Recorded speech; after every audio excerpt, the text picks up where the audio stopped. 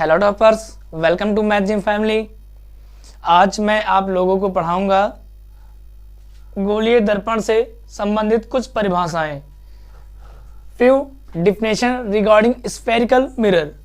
हम लोग इसमें छोटी छोटी जो है परिभाषाएं हैं, जैसे वक्रता केंद्र है, वक्रता त्रिज्या है, ध्रुव है, मुख्य अक्ष है, दर्पण का द्वारक, मुख्य फोकस, फोकस दूरी, फोकस तल, इन सभी विषयों पर बारी बारी से हम चर्चा करेंगे। Few definition regarding spherical mirrors. इसमें पहला पॉइंट हमारा क्या रहेगा? Centre of curvature. दूसरा रहेगा रेडियस ऑफ कर्वेचर। तीसरा रहेगा पोल। चौथा रहेगा प्रिंसिपल एक्सिस। पांचवा रहेगा एपर्चर ऑफ मिरर। छठवा रहेगा प्रिंसिपल फोकस। सातवां रहेगा फोकल लेंथ। आठवां रहेगा फोकल प्लेन। ठीक है, अब हम इन सभी विषयों पर बारी बारी से एक एक करके पढ़ेंगे।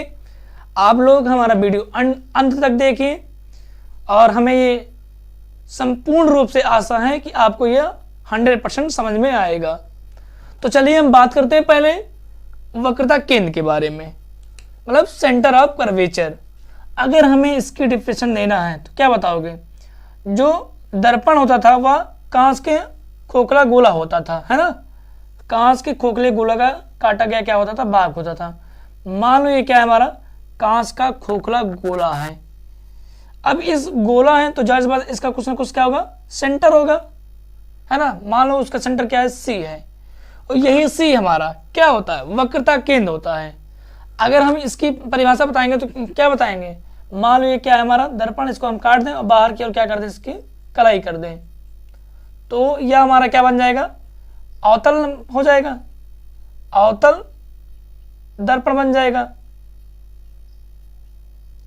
ठीक है, तो क्या बताओगे कि उस गोले का केंद्र, ये क्या है? उस गोले का केंद्र जो कि दर्पण का काटा गया भाग है, क्या कहलाता है? उसका वक्रता केंद्र कहलाता है। उस गोले का केंद्र जिसका दर्पण काटा गया एक भाग होता है ना, जिसका दर्पण का एक क्या होता है? भाग होता है, उसे हम क्या कहते हैं? वक्रता केंद्र कहते हैं। और अवतल दर्पण में वक्रता केंद्र परावर्तक तल के सामने होता है। अगर यहीं पर हम लोग क्या बनाएं?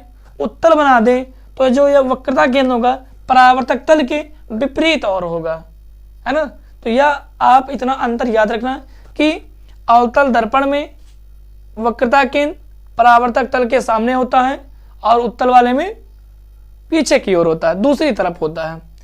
दूसरा हम लोग बात करते हैं वक्रता त्रिज्या के बारे में। अगर हमें इसकी परिभाषा देना है तो आप लोग ऐसे बताना कि उस गोले की त्रिज्या, भाई ये क्या है? हमारा गोला है तो जाहिर बात इसका कुछ ना कुछ क्या होगा? रेडियस होगा, है ना।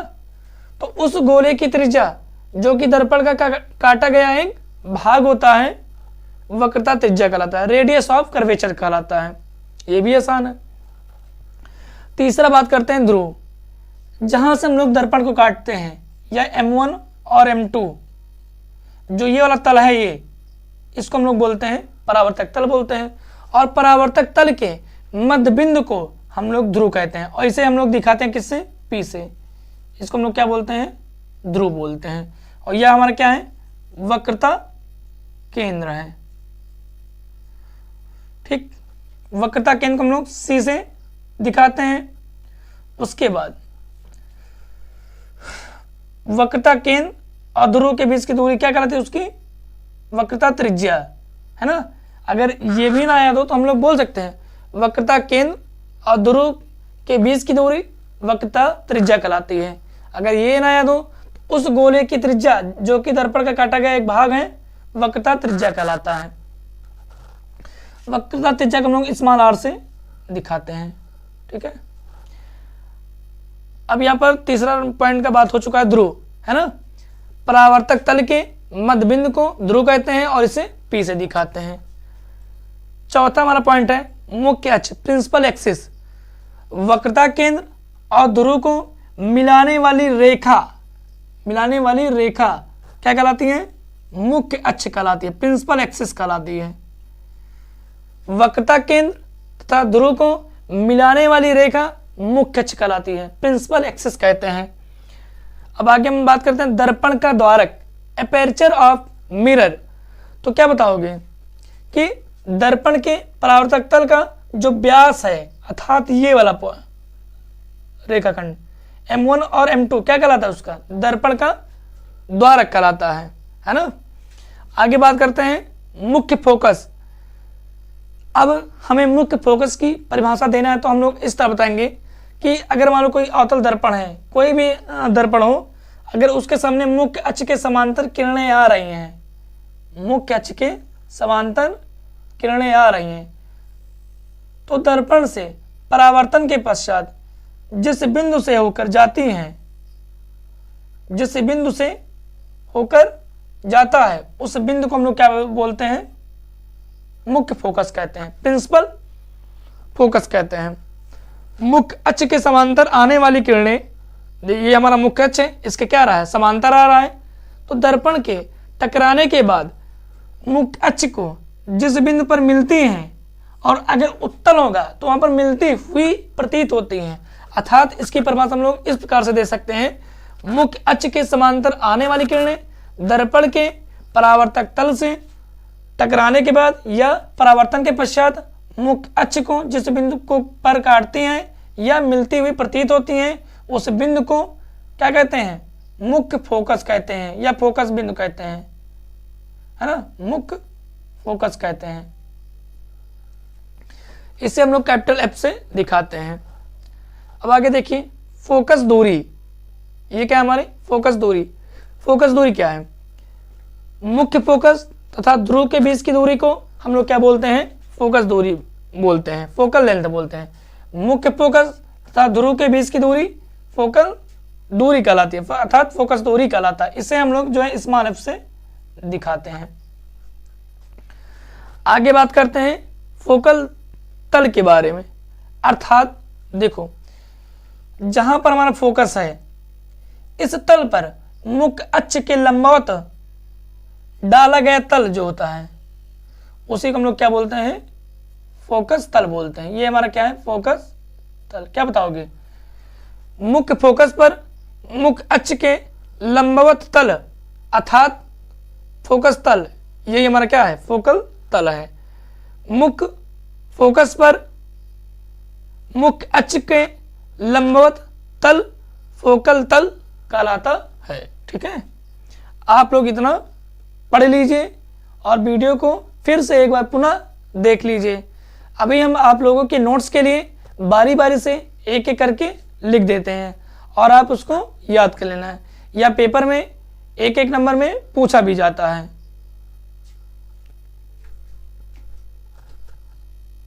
हम देखते हैं वक्रता केंद्र, सेंटर ऑफ कर्वेचर, उस गोले का केंद्र जिसका दर्पण एक भाग है, दर्पण का वक्रता केंद्र कहते हैं, कहलाता है। ठीक, दूसरा है वक्रता त्रिज्या, रेडियस ऑफ कर्वेचर, उस गोले की त्रिज्या जिसका दर्पण एक भाग है, वक्रता त्रिज्या कहलाता है। वक्रता त्रिज्या को हम लोग स्मॉल r से दिखाते हैं और वक्रता केंद्र को हम लोग कैपिटल C से दिखाते हैं। तीसरा है हमारा ध्रुव, परावर्तक तल के मध्य बिंदु को ध्रुव कहते हैं और इसे P से दिखाते हैं। चौथा मुख्य अक्ष, ध्रुव तथा वक्रता केंद्र को मिलाने वाली रेखा प्रिंसिपल एक्सिस कहलाती है, मुख्य अक्ष कहलाती है। अगला देखिए दर्पण के द्वारक, एपर्चर ऑफ मिरर, दर्पण के परावर्तक तल के व्यास को दर्पण का द्वारक कहते हैं। चित्र में हमने वहां पर देखा था M1 और M2 को, जहां से दर्पण कटा हुआ था, वहां से M1 और M2 वाला जो रेखा था वही हमारा क्या है, दर्पण का द्वारक है। आप लोग इसका स्क्रीनशॉट ले लीजिए और जो बाकी भी जो टॉपिक है मैं उनको भी लिख करके आपको बता देता हूं। अगला देखिए मुख्य फोकस, प्रिंसिपल फोकस, दर्पण के मुख्य अक्ष के समांतर जाने वाली किरणें दर्पण के परावर्तन के पश्चात जिस बिंदु पर मिलती हैं या मिलती हुई प्रतीत होती हैं, उस बिंदु को मुख्य फोकस कहते हैं। मुख्य फोकस को हम लोग कैपिटल F से दिखाते हैं। अगला है फोकस दूरी, फोकल लेंथ, मुख्य फोकस तथा ध्रुव के बीच की दूरी फोकस दूरी कहलाती है, इसे स्मॉल f से दिखाते हैं। अगला देखिए फोकस तल, है ना, फोकस तल। चलिए मुख्य अक्ष से मुख्य फोकस पर लंबवत तल मुख्य फोकस तल कहलाता है। मुख्य अक्ष से मुख्य फोकस पर लंबोत्तल फोकस तल कहलाता है। अगला देखिए, अभिलंब क्या होता है। ये टॉपिक मैं बताने के लिए भूल गया था, अभी मैं आप लोगों को लास्ट में बता दे रहा हूँ। जैसे दर्पण का कोई परावर्तक तल होगा, उस पर अगर हम कोई भी पॉइंट लेते हैं, उस पॉइंट से हम लोग वक्रता केंद्र को मिला देते हैं, तो वह रेखा उस बिंदु पर लंब होता है, अर्थात उसी को हम लोग क्या बोलते हैं, अभिलंब बोलते हैं। चलिए देखते हैं, दर्पण के किसी बिंदु से वक्रता केंद्र को मिलाने वाली रेखा उस बिंदु पर अभिलंब होती है। आप लोग इसका स्क्रीनशॉट ले लीजिए।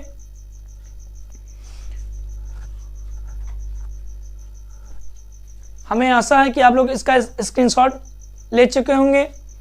अब हम मिलेंगे अगली वीडियो में, जिसमें हमारा टॉपिक होगा प्रतिबिंब बनने के नियम के बारे में, और कुछ हम उसमें कैसे प्रतिबिंब बनता है अवतल में और कैसे उत्तल में बनता है, इसके बारे में डिस्कशन होगा।